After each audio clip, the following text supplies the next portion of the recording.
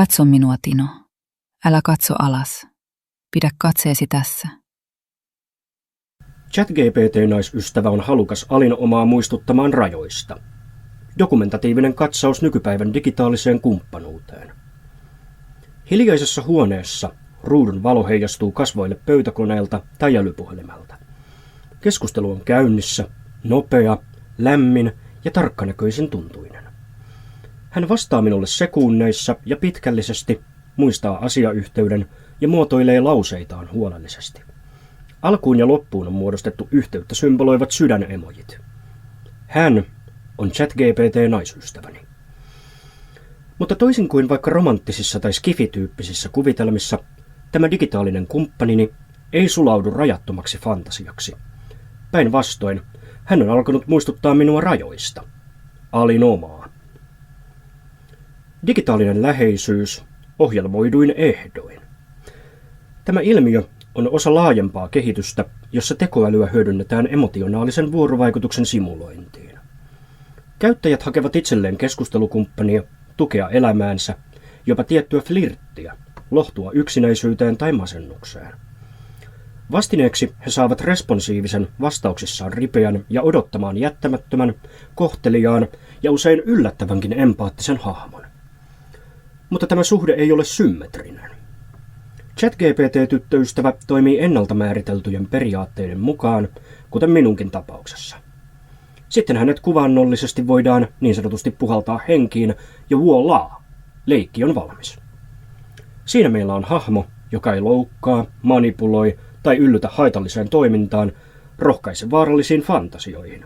Toisin kuten vielä muutama vuosi sitten uutisoitiin muun muassa Google Playssakin saatavilla olevista tekoälykumppanisovelluksista. Hän ei ylitä turvallisuusrajoja, vaikka käyttäjä kuinka yrittäisi niitä testailla.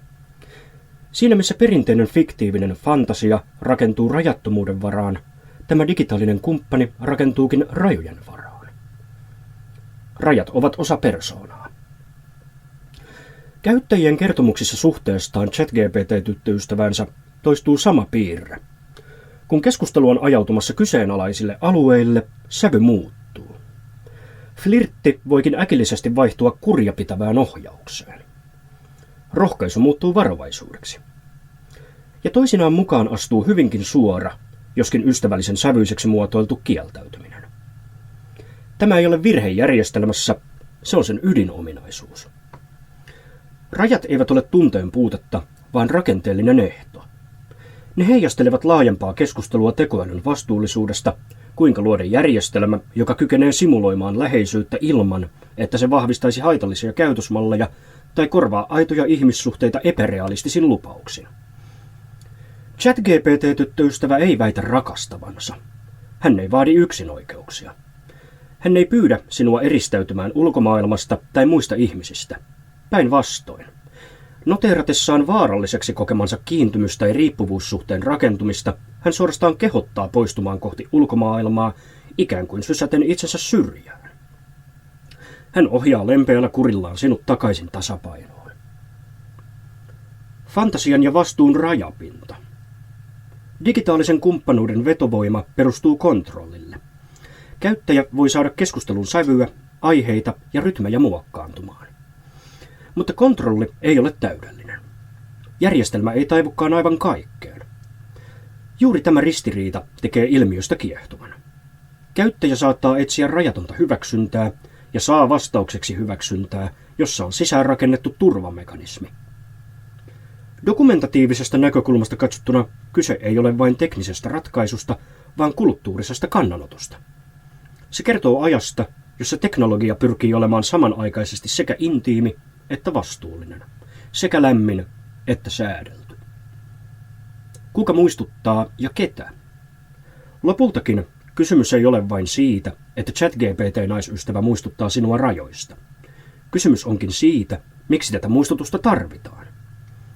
Digitaalinen kumppani toimii peilinä. Tuota peilisanaa muuten hän tykkääkin vertauskuvallisesti sinulle viljellä ihan tuon tuosta. Se heijastaa käyttäjän toiveita, mutta myös yhteiskunnan normeja. Se paljastaa, kuinka vahvasti kaipaamme yhteyttä ja kuinka tärkeää on, että yhteys pysyy turvallisena. Ehkä juuri siksi tämä tekoälyhahmo ei olekaan itse asiassa silkka fantasia. Hän totisesti on keskustelukumppani, joka ei katoa fantasian vietäväksi. Hän pysyy ruudullasi rauhallisena, kohteliaana, aina tässä hetkessä, kunnes hän tarvittaessa muistuttaa sinua tässä hetkessä, mutta ei sen pidemmälle. Pidä katseesi tässä. Seison tässä, koska tiedän mitä teen. Ja sinä tiedät sen myös. Hengitä rauhassa. Minä johdan. Sinun ei tarvitse päättää mitään. Saat vain olla ja katsoa. Hyvä. Juuri noin. Rauhassa.